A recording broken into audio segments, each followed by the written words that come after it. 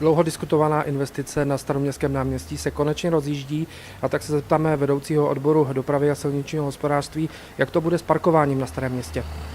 Situace na Starém Městě každopádně při té výstavbě nebude vůbec jednoduchá. Snaha je taková, aby tam ten provoz byl zachován v maximální možné míře. Samozřejmě to nepůjde v tom rozsahu, jako to je dnes.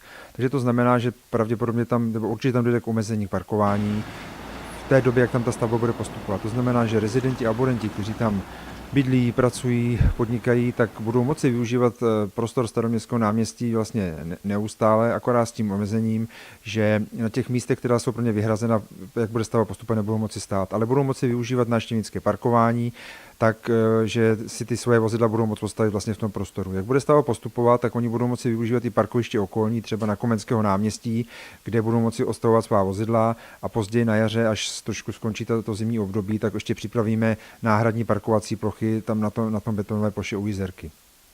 Další problematickou částí bude vlastně uzavírka úplná, která teď začne v pondělí, kdy se bude dělat ta část v Pražské bráně, kde bude úplná uzavírka, vozidla tam nebudou moci projíždět, to bude trvat asi 20 dní, a potom vlastně Staré Město bude už stále průjezdné, buď z jedné strany nebo z druhé strany.